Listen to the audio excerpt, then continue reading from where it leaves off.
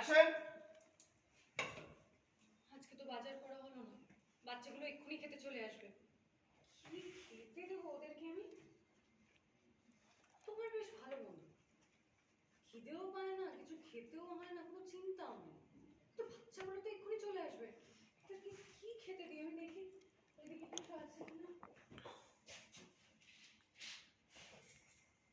এই তো, বাচ্চাগুলোকে এগুলো দিয়ে কিছু একটা বানিয়ে দিই, ওদের খেতে ভালো লাগে।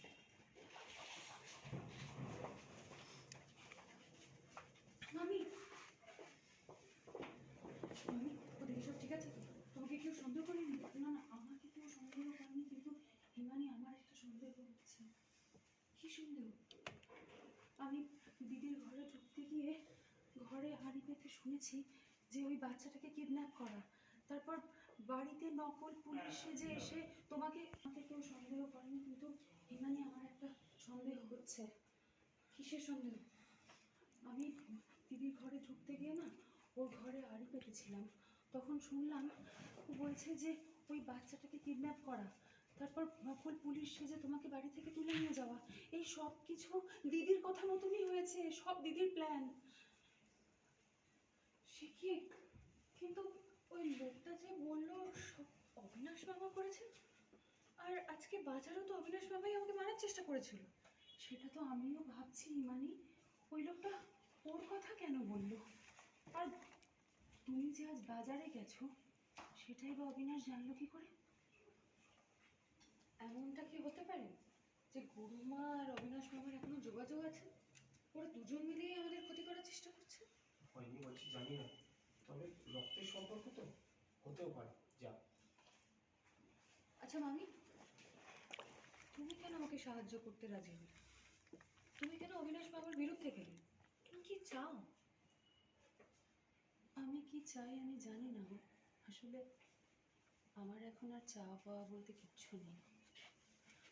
আমি তো শুধু এই গাড়িটাতে পড়ে আছি আমার এই মেয়েটার মুখের দিকে তাকিয়ে।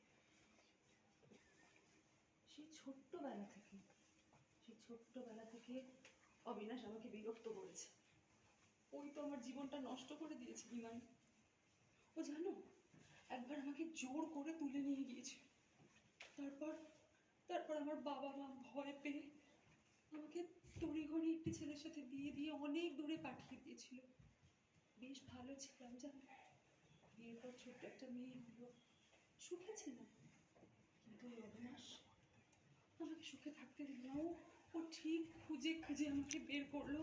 তারপর তারপর আমার স্বামীর নামে মিথ্যে অপবাদ দিয়ে ওকে ফাঁসিয়ে এমন পরিস্থিতি করলো যে আমার স্বামী সুইসাইড করতে বাধ্য হলো। তারপর আবার আমাকে ও জোর করে বিয়ে করে নিজের বাড়িতে তোলে। তারপর আমি এখানে এসে অনেকবার ভেবেছিলাম মেয়েকে নিয়ে কোথাও পালিয়ে যাই। এ বাড়িতে এসে জানতে পারলাম এই দিদি আমার বাবা মাকেও মেরে ফেলেছে। পৃথিবীতে আমার আর কেউ ছিল না, শুধু ওই মেয়েটার মুখের দিকে তাকিয়ে আমি আজও এই বাড়িতে পড়ে আছি। ওরা আমার অনেক সর্বনাশ করে দিয়েছে, অনেক। তাই আমি চাই ওদেরও সর্বনাশ হয়ে যাক।